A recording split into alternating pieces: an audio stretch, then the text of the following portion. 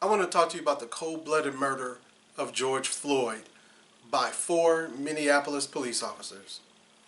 As a Los Angeles police officer, I worked most of my time in South LA. And during that time, I experienced a lot of horrific events. I also had the opportunity to work with some cruel and cold-hearted police officers. But I can honestly say that I've never seen anything as cruel and as cold-hearted as what I watched in this video. This was cold-blooded murder. These officers murdered George Floyd in cold blood, in broad daylight, and in front of a crowd of people with video cameras. And they didn't even care.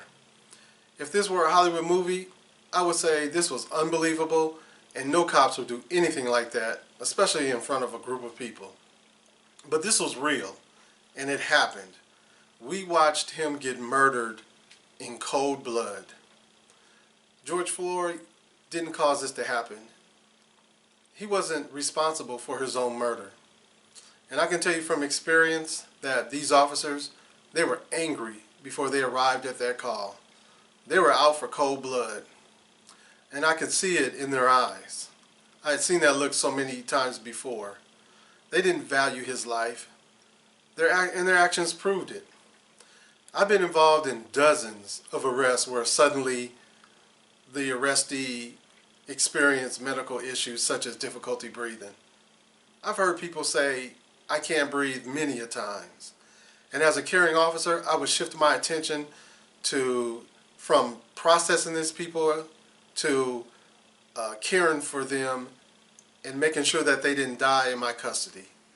I would sit them up, I constantly asked them how they were doing, and then I would reassure them that medical help was on the way.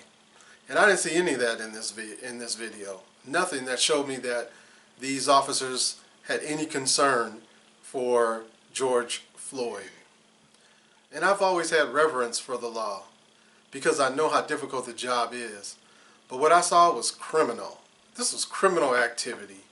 And in this case, as I watched this video, I was hoping that a bystander would step in and do something to save George Floyd's life. I was hoping maybe somebody would throw a rock or a bottle at the officers to distract him, to get him off of George Floyd. But that didn't happen. And I wanted to see somebody maybe be more aggressive towards the officers, but it didn't happen either. So where does that leave us? Where do we go from here?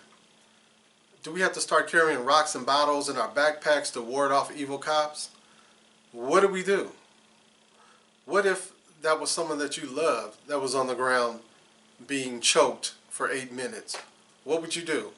Would you stand by and just watch and record it? Or would you take action? These are issues that we have to address now. Think about that.